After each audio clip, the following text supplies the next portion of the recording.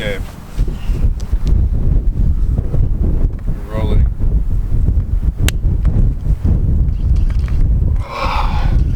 Hopefully our plan has worked, or my plan, better to say. Well, what's good is we can always just reshoot this tomorrow or something if we need to. Yeah, but still, like, Yeah. what do you think? Okay. Yeah. In 3, 2, 1. How does the psychedelic experience influence your work? The psychedelic experience influences my work greatly to an enormous extent, and really the core of my motivation and my musical journey is connected to that, because I had somewhat, let's say, moved childhood, like growing up in multiple continents and with very little stability, and with also unfortunately some traumatic experiences, and psychedelics, especially early in my life, helped me to overcome those and to realize my potential and fully, delve into that, fully go into it, fully believe in what I'm doing, and also really quickly experiencing success in the things that I wanted to do, because I had that incredible mindset, and that was often, it was influenced through great psychedelic experiences that I had maybe around 20 years old, so very, very early on. But they changed my life, and they are at the core of the inspiration for the music. That's that much I can say. Nowadays I'm taking less plant medicine or psychedelics, or however you want to call it, than I maybe did when I was younger. But it's always alive in me, basically. So, it's a big part of that, and I'm thinking about it a lot, and how to enhance the experience for people that are potentially under the influences of plant medicine while listening to my music, and how that all influences what they experience. So when I'm writing music, I keep that in mind. I keep in mind that we're here for a ritual, a neo-shamanistic ritual in the end, if it's possible. It's like, obviously many things come into play, of course, like the location and many other things, but it's a trance dance ritual, and the psychedelic experience plays a big role for me, at least, when it comes to that. Wait for that guy.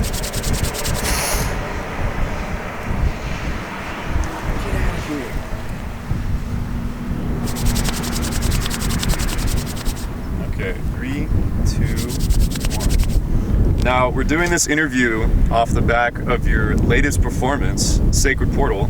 How was that? You played a massive 6-hour ritual of a set. Yes. Let's hear about it. So, first of all, I'm so very thankful for this invitation, and this long-form invitation, because it made me go through all my catalog. I'm doing this since such a long time, and I realized how much great work I did over the years that almost I've forgotten about. So it was in the preparation phase, I was, maybe a week or so just going through all my work, because it's always, I am having so much output, then in many cases I forget about great work, and it's just like souring in some archive or something like that. So for me it was a great artistically explorative process to prepare for the set. Playing a 6-hour set is no joke, and especially, that was incorporating all my 3 projects. It was like a very amazing experience to have that all going into one performance, because I played 13 Monkeys, I played Parandroid, and I played Evernoise, but Nate and Subterranean Dwellers gave me the opportunity to present it all in one continuous ritual, basically. That was great. And then the response of the people was very, very, very positive, to say the least. So I felt very appreciated by the community, by the Californian community. It felt really nice and really, really good to perform. That kind of segues into our next part here. How was your experience working with Subterranean Dwellers? Yeah, so Nate was fantastic. I got in touch with him. I've heard now that he's actually was considering to get me, like, since a while. I was basically on his short list for artists to get, and last year I had this idea of the Returnal tour. It was really just an idea, and now it's actually happening. We're sitting here and it's happening, and the idea was, okay, I want to return to as many places on this side of the planet that I have already visited. So I have sent him my new work. I've sent him the EPK, the electronic press kit of my project 13 Monkeys, where I know, you know, like the Californian family is not too familiar with the style Hitech psychedelic trance. So I showed him the EPK of 13 Monkeys, which is dark psychedelic trance, a little bit slower and maybe a bit more conducive to a little bit wider spectrum of the Cali fam. And then after I have sent him and informed him about my idea of the Returnal tour and, you know, sent him the music, sent him the press kits and everything, he said thank you, and then I didn't hear from him for I think 6 months or something. And by that point I already have forgotten that I have been talking with Nate, but then came the confirmation, and he basically, you know, he packaged everything up. We already made the exchange of the formalities, so he said like it's all good, we're going for it. And shortly after, everything was set and the deal was done and the flight was booked, and now I'm sitting here. And then about how my experience was really great with him.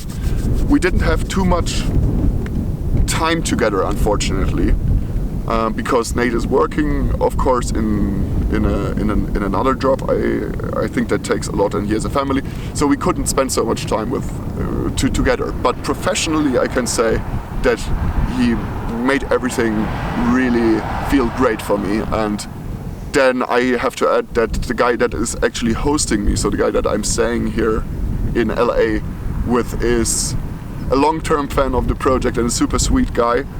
And I'm not staying at Nate's place, so I'm not staying directly with subterranean dwellers actually. But yeah, overall an absolute blissful experience to come here, and I appreciate it, and I'm grateful for that, really. Like I couldn't be more grateful for that, and a lot of good things already happened, you know, coming out of my visit here in LA. So thank you, Nate, once again. Now, you mentioned Evernoise and 13 Monkeys. Do you have anything to add to those two? Any more details? So Evernoise, I talked already about it for a fair bit, I believe. 13 Monkeys is a project that actually exists. The first sketches of 13 Monkeys have been done, I believe, in 2015.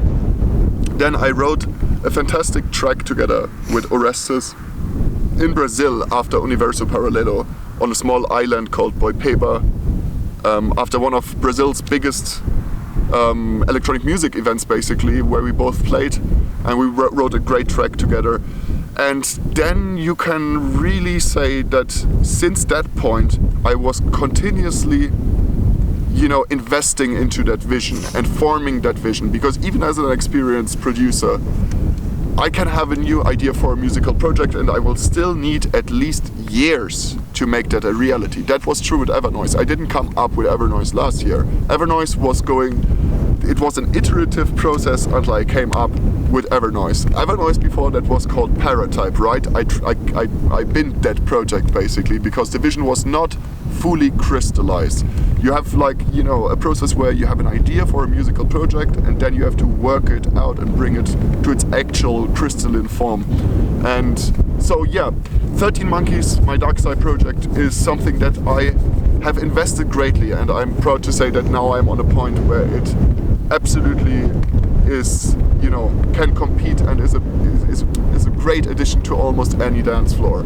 And yeah, that was a long process. I want people to understand that, and the same goes for Evernoise. Evernoise was also multiple year-long process of developing that project and developing the artistic direction of that project. So that's that. Yeah. Perfect. All right, so we're at 17 seconds left.